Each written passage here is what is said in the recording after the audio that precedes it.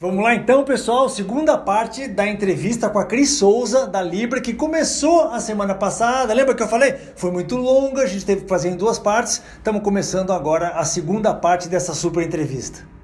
Vamos falar de mão de obra. A gente começou a falar de mão de obra, você começou a falar que o cara começa lá de baixo, depois ele vira cozinheiro, depois vira chefe de cozinha. Enfim, em algum momento ele tem que estudar para pegar mais subsídios, tem que se informar, seja via online, seja via offline, seja numa escola, mas enfim, para evoluir na carreira. Mas a gente escuta muito aqui no Brasil que a mão de obra é muito menos qualificada do que a mão de obra europeia e americana. Tem fundamento? É isso? Por que isso acontece? Por que a gente critica, nós mesmos criticamos tanto a nossa mão de obra? Na verdade a mão de obra... Nesse ramo de restaurantes. Nesse ramo de restaurantes, voltando, vou repetir o que eu já disse, é um segmento onde tem muitas pessoas de entrada, né? Um primeiro emprego, então as pessoas estão indo para esse setor buscando a primeira oportunidade muitas vezes. Então, eles precisam ser treinados. Na verdade, o que muda é a cultura do americano e do europeu, que treina muito mais. Então, a gente está vendo recentemente o Trump querendo banir os imigrantes, né, todos, né, e aí a indústria do food service americano paralisando, então tá bom, então sem imigrantes não tem restaurante, e é um fato, aqui no Brasil também, a gente vive de migrantes e imigrantes dentro do setor de food service. Então, na verdade, o grande diferencial da mão de obra seria, de fato, a capacitação. É porque nós, muitos empresários desse mercado, a gente tem medo de treinar o nosso funcionário, a gente tem medo de assumir a responsabilidade, falar, ó, daqui que eu vou lá arregaçar as mangas e fazer esse treinamento para o teu funcionário, porque treinar custa caro se você for terceirizar, então muitas vezes você tem que assumir de fato esse papel. Terceirizar o treinamento, ao invés de você dar o treinamento para a pessoa, você terceirizar. Antes da gente, eu quero falar mais sobre treinamento. Tá. Eu quero te perguntar mais coisas sobre treinamento, me lembra disso. Mas antes de falar sobre treinamento, nessa diferença que tem entre Europa, Estados Unidos e Brasil, na questão da qualidade, da qualificação da mão de obra, você acha, eu tenho essa impressão, você acha que o brasileiro, ele é um povo menos sistemático do que o europeu e o americano? Claro. Assim, eu vejo nos Estados Unidos e na Europa, as pessoas trabalham com checklists, o tempo todo, o cara vai abrir um negócio e tem lá um checklist. Isso está pronto, isso está pronto, isso está pronto. Você vê o cara com uma prancheta na mão e uma caneta na mão, na operação, o gerente. O cara está circulando por ali.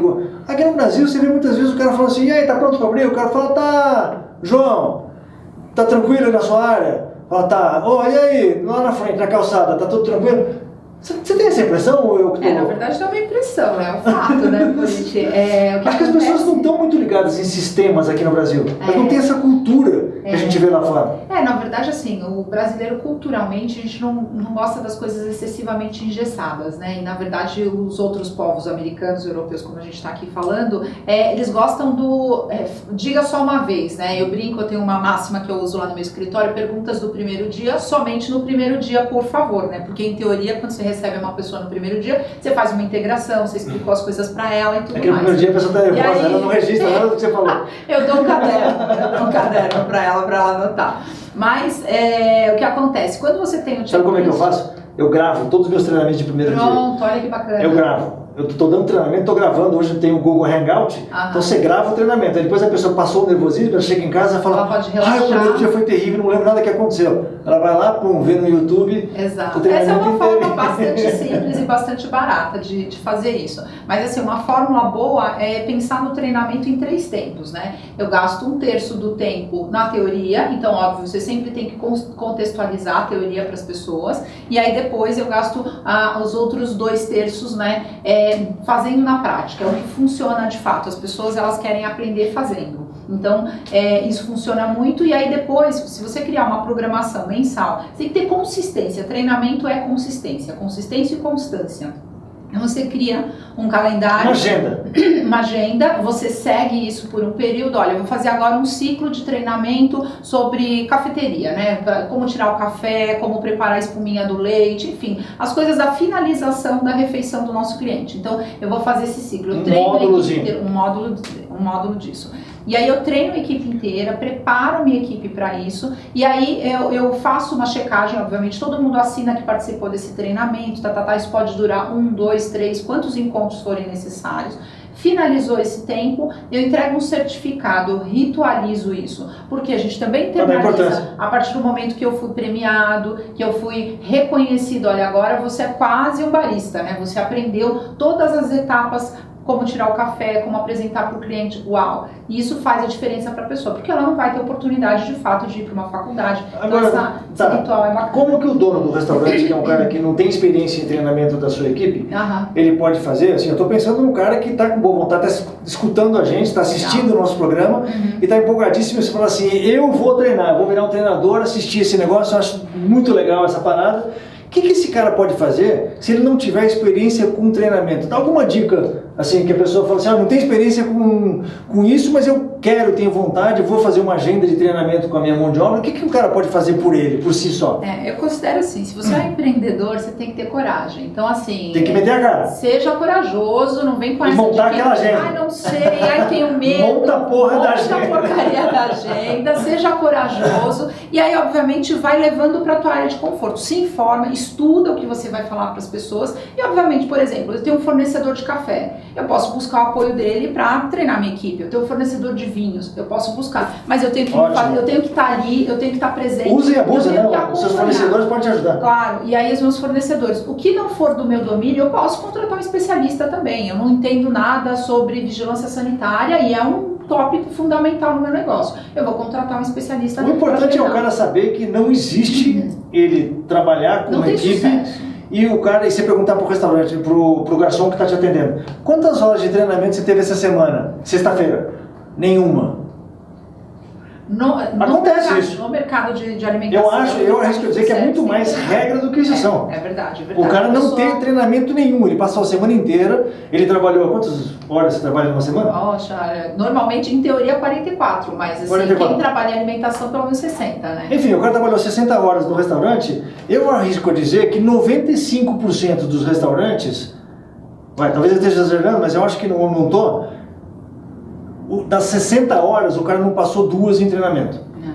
Olha, Politi, eu vou te dizer. Mas é um absurdo. Eu costumo visitar os clientes e conversar com a equipe de uma maneira informal, logo quando a gente começa o projeto e tal. Quanto tempo você está aqui? Tô aqui há 12 anos. Quanto tempo você está aqui? Tô aqui há 22 anos. Puxa, que bacana e tal. Quais os treinamentos que você já teve? Como assim treinamento? Não é raro escutar esse tipo de resposta. Então o que você está dizendo é totalmente verdadeiro. Então as pessoas não se empenham em treinar as suas equipes. E como por mágica, o cara vai ficar uma fera, vai atender o cliente super bem, todo mundo vai fazer a coisa acontecer do jeito que ele está esperando que aconteça, mas ele não acha que a missão dele é dar treinamento para aquela galera. Eu assisti uma palestra do Magic Johnson, né, num evento dos Estados Unidos, na NRA Show, que é uma feira que acontece em Chicago, você estava lá junto comigo, inclusive. E aí, uma das máximas da palestra dele é: se você não quer treinar as pessoas, não entre no segmento de food service, não abra um restaurante. Se você não quer treinar, pegue seu dinheiro, abra uma loja de móveis, compra uma loja de decoração. Calma, só para falar com esse sujeito que está nos assistindo, cara, presta atenção. Não entra no negócio de restaurante se você não tem pique para treinar as pessoas. Ou se você não está comprometido com treinar as pessoas, se você não leva jeito para a coisa, bota outra. Se você não quer fazer, ou se você não entende nada do assunto, a gente estava discutindo, desculpa só entrar na sua didática, mas uma maneira que a gente estava falando que é super interessante é o seguinte: faz uma simulação. Claro. Você faz o seguinte, você é o garçom, eu sou o cliente e você é o...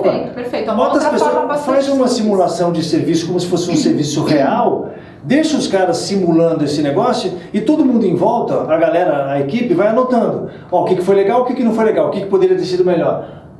Discute com a galera. Se quer melhor ainda, filma. Pega uma câmera e filma esse negócio. Aí depois você passa a filmagem simulação para eles mesmos verem os erros que eles cometerem e como tem que melhorar. Você não precisa saber nada de treinamento, nem de coisa nenhuma. Você precisa ter uma câmerazinha pocket que você faz a filmagem. Você fica uma semana depois do treinamento mandando WhatsApp para eles, porque todo mundo tem WhatsApp, e mandando mensagens para eles reforçando os pontos do treinamento. Isso também é outra forma super bacana. E aí acho que a última forma assim que também funciona muito mesmo é você colocar essas pessoas para uma treinar a outra. Então, depois que você capacitou uma pessoa, ela é responsável por ser o padrinho.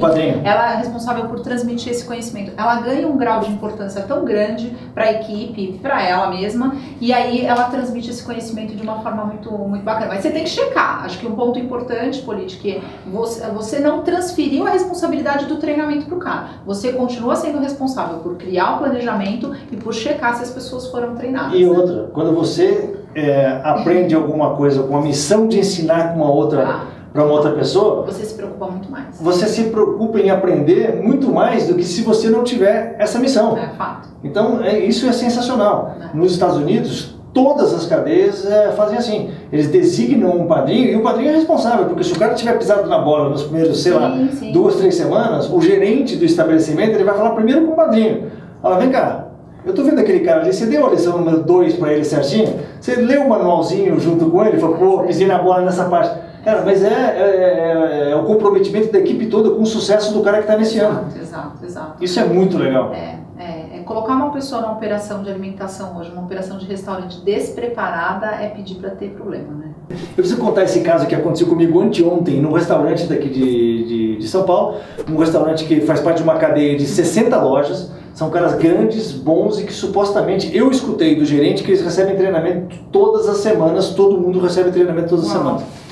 Não, mas é inacreditável o que acontece, porque aí eu sentei, estava lá, fizemos a refeição inteira. Bom, começa que as pessoas, a impressão que eu tenho é que ninguém fala para o garçom, ou para o maître, ou para o gerente, ninguém informa eles que a coisa mais importante que você tem para fazer no restaurante é perceber qual a sequência que tem que acontecer em seguida. Então, por exemplo, se você já comeu a entrada, o que é? É retirar o prato da entrada e servir o prato principal. Se você está com... A gente estava, no caso, que eu fiz essa reclamação, chamei o garçom e chamei o maître para minha mesa para reclamar com ele sobre esse assunto.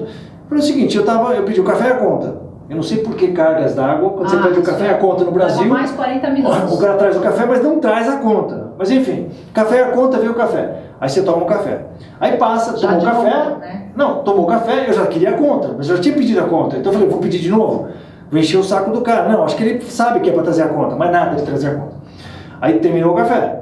Aí passa um gerente pela mesa. Tinha 3 mesas no restaurante. Passa um gerente pela mesa. Depois passa o maître pela mesa. Depois, pela mesa não, passa assim, ao largo da mesa, né? Aí passa o garçom da praça, que é o cara que tá te atendendo. Aí pergunta se algum deles parou, olhou para nossa mesa e falou assim: qual é o próximo passo desses caras? Você terminou o café? Posso te oferecer um outro café? Você terminou o café? O que você quer agora? A conta? Não, eles acham... Aí eu chamei, eu não aguentei. Eu falei, cara, vem cá, vocês dois. Ninguém explicou para vocês nunca que a parte mais importante do seu trabalho é fazer uma leitura do que vai acontecer proximamente nessa mesa? Isso é bem comum, político. Quando o restaurante vai ficando vazio, acontece uma negligência de atendimento. Na verdade, assim, a gente tem uma cultura em algumas situações que o garçom ele não é atento, mas por falta de treinamento e tudo mais. Mas quando você vai ficando pro finalzinho do jantar, pro finalzinho do almoço, aí a equipe vai negligenciando você como cliente. E aí, concordo com você, é um erro básico, é um erro clássico. Me parece que demora muito para você fechar uma conta, que na verdade é só apertar um botão e imprimir, enfim, a conta, porque tudo isso já entrou num sistema, normalmente ninguém faz a conta à mão. E aí, mais do que isso, o garçom, a equipe de uma maneira geral, o maître, o garçom, o próprio gerente, muitas vezes, chama esse garçom e fica batendo um papinho furado ali com ele. Não, em vez de bater o papo, isso que me deixa mais irritado. Aí tá um olhando pro outro. Aí o salão ali, em vez deles baterem o papo assim, ó. Prestando atenção. Cris, e aí, o que você acha que tá rolando, não sei o quê, mas não, ele tá aqui, olhando aqui, o cliente se esgoelando para chamar atenção. Exato. É isso, aí o cara começa a ter prejuízo, aí começa, Bom, entrando no assunto de prejuízo, então, já que a gente falou... é que eu me lembrei da próxima pergunta. Esquece esse assunto, vamos falar. Congela. Não, de prejuízo. Porque eu sei que muitas vezes você é chamada para ir dar um jeito no restaurante. Aí, este momento é o quê? É o momento que o cara se lascou. Quer dizer, ele já está no vermelho, ele foi entrando no vermelho e em algum momento ele chamou a Cris, porque fala assim, estou com problemas, estou no prejuízo. É isso aí. Qual é a primeira coisa que você faz? Beleza, aí o cara te chamou para ir lá dar um jeito no negócio desse, o que você faz? Você chega lá e olha o que no restaurante? Normalmente ele me chama, vamos sentar aqui no salão, vamos conversar, vamos tomar um cafezinho. Eu agradeço o cafezinho, falo, vamos começar entrando pelos fundos do teu restaurante, porque a gente já falou um pouquinho, exato, a gente falou um pouquinho disso, né, para quem está assistindo agora, entre back e front, né? O front é da porta que divide a cozinha para frente, para o salão, e o back é de fato onde acontece toda a gestão do negócio. Então a gente começa ali, normalmente a lixeira... E o que você observa quando você entra pela porta de trás do restaurante? Quais são as coisas que te chamam a atenção? Te chama a atenção sempre. Lixo. No restaurante que está tendo prejuízo. Exato, nos restaurantes de uma maneira geral, mas no que está tendo prejuízo a gente começa olhando o lixo, né? Porque assim, o desperdício pode acontecer ali, então eu compro um brócolis e jogo metade no lixo, então a gente já começa observando ali qual é a atitude da equipe com relação a esse pré-preparo e tal. Pois entrei para a cozinha, né? Entrei, na verdade, normalmente você chega, você tem as áreas de estoque, né? Estoque seco, estoque refrigerado ou congelado.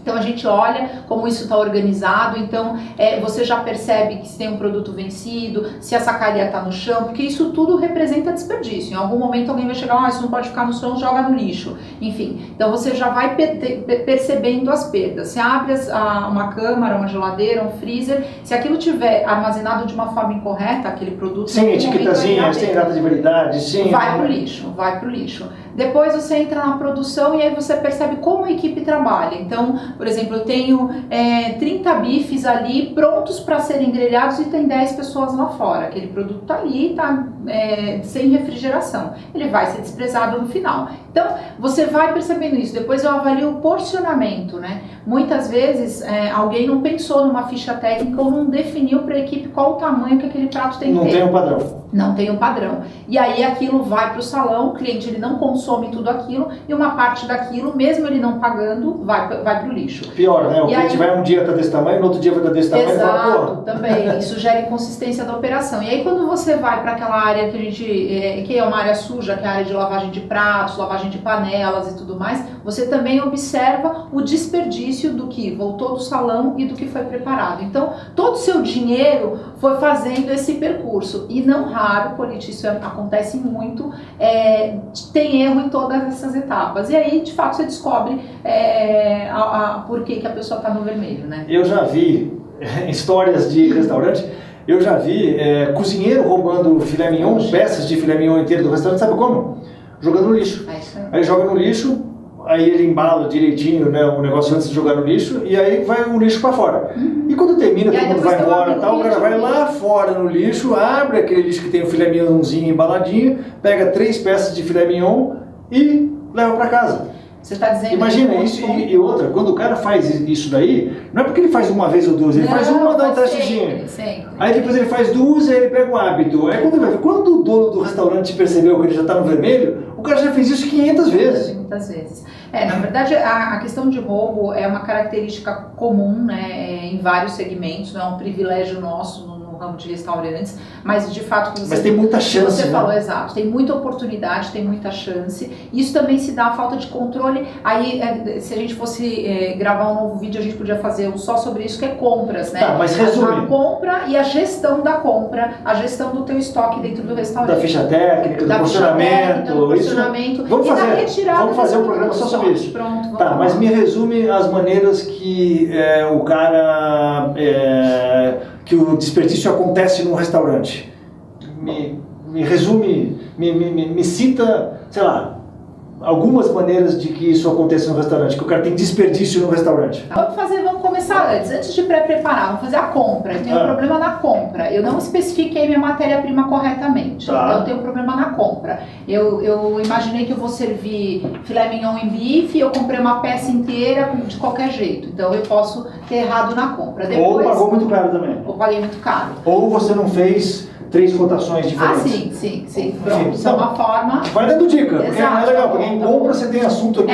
Exato. É o que eu te disse, a gente pode gravar um programa só sobre como comprar bem. Mas é legal, porque eu acho que isso é super útil, porque o cara que está nos assistindo, ele fala assim, eu vou evitar desperdício do meu restaurante, vai. É isso. Compra. Aí depois recebi o produto. Aí eu tenho um problema aí que pode ser o desvio, que pode ser deixei o produto muito tempo ali na balança, não conferi o produto.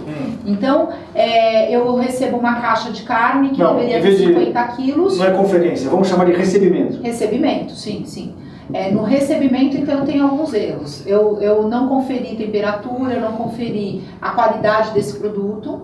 Depois... Não tem uma balança? Não tem uma balança, lógico. Quantos restaurantes você conhece que o cara não tem uma balança no recebimento? Então o cara está recebendo lá 55 quilos de filé mignon, mas o cara não tem uma balança. Aí o que o fornecedor faz? Ele tira um quilinho uma vez, 2 quilinhos, 5 quilinhos e quando você vai ver, você está perdendo em um mês, você perdeu 100 quilos de filé mignon. É isso aí. Por quê? Porque você não comprou uma balança. Você não comprou uma balança, perdeu 100 quilos de filé mignon numa semana. Isso a gente está falando de carne, mas a gente pode considerar no mercado de bebidas também, isso é muito comum, tá? E a gente atende segmento de lojas de conveniência e o pessoal que entrega bebidas, vamos tirar um fardo para ver o que dá. E aí isso também vai acontecendo e tem um circuito, né? Os entregadores brincam que existe um circuito. Recebimento, o que mais? Depois entramos no pré-preparo, no armazenamento, na verdade, antes do recebimento, depois do recebimento, armazenamento. Deixa eu ver se eu vou escrever. Vai. Armazenamento, eu deixo o produto armazenado de uma forma incorreta, eu vou perder esse produto em algum momento. Escreve aí, Politi. Tá. Armazenamento. Armazenamento. Isso, eu tenho que estocar ele corretamente. Por exemplo, câmara frigorífica. Sim, se você não tem um equipamento adequado, se você não controla a temperatura do equipamento, você pode ter uma perda de um lote inteiro, por exemplo. Em São Paulo está cada vez mais comum acabar a luz. E eu não me programei para isso, eu não tenho um backup, eu não tenho um gerador, eu não estou preparado para isso. Desperdício, dinheiro que vai embora pelo ralo. Se eu perder um freezer de carne, eu perdi muito dinheiro. Nossa, imagina um freezer inteiro de coisas congeladas. Acabou a luz, você não tem um gerador.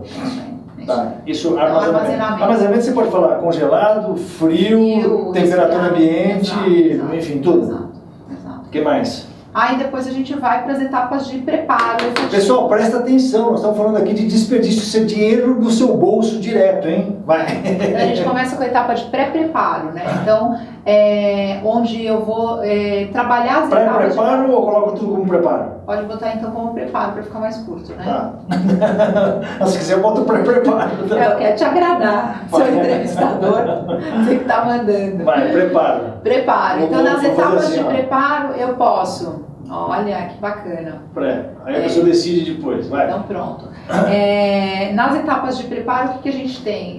Eu vou limpar os legumes, eu vou cortar, eu vou, enfim, fazer as etapas antes do cozimento daquele produto. Então, o que eu posso perder ali? Eu posso descascar uma batata tirando 1 milímetro, eu posso descascar uma batata cortando metade dela fora. Então, isso é bastante comum de acontecer.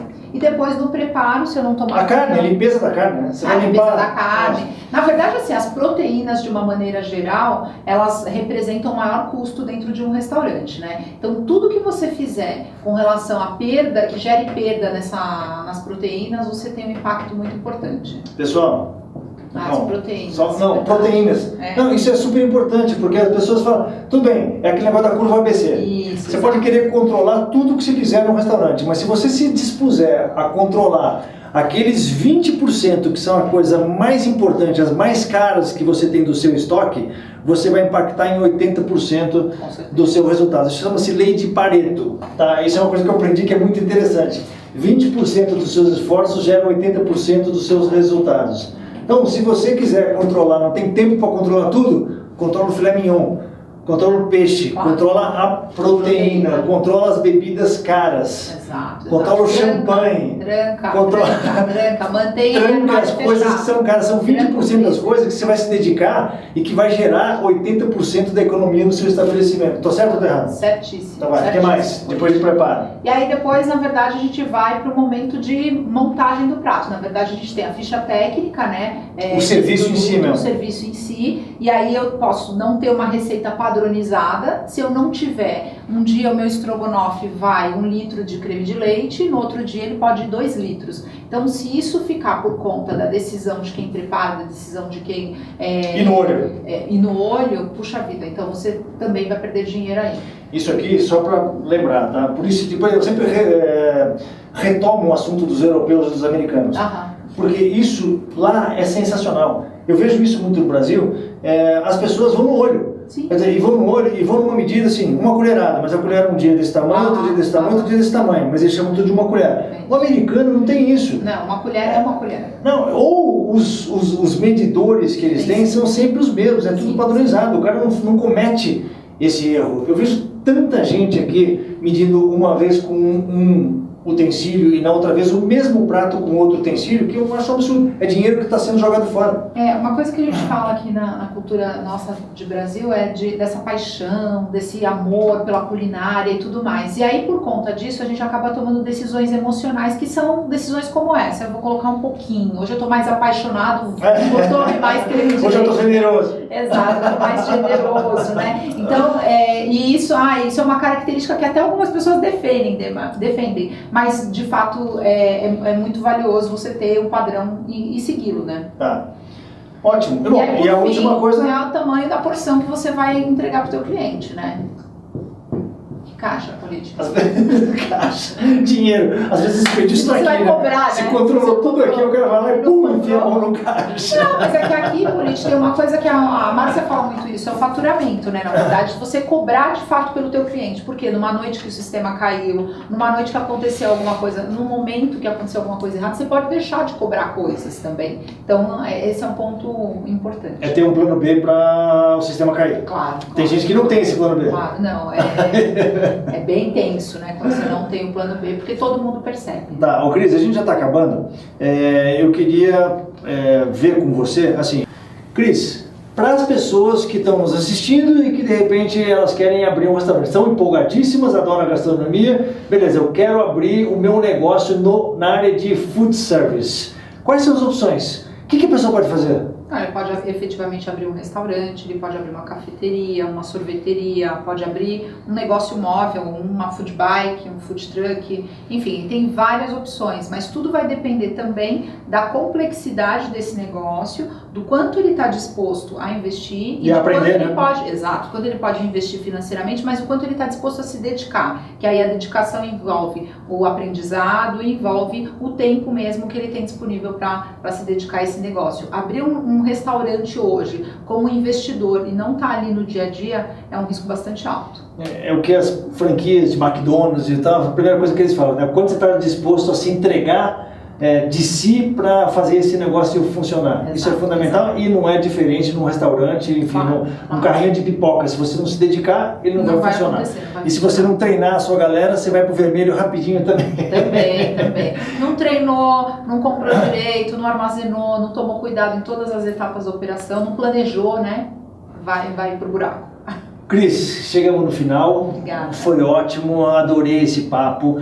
Você que está do lado de lá dessa câmera nos assistindo, prestigie o nosso canal, dá um like se você gostou. Se você quiser compartilhar com um amigo seu que tem um restaurante ou que esteja afim desse assunto, que esteja pensando nesse assunto, dá uma compartilhada. Ativa a notificaçãozinha, o sininho que tem no seu YouTube para você receber depois que você se inscrever no nosso canal, obviamente. Tem lá uma notificaçãozinha com o sininho que você bate ali, aí cada vez que a gente lançar um vídeo novo, você vai ser avisado no seu celular que tem vídeo novo. Então isso é bacana, esse é um truquezinho novo do YouTube que é bem bacana.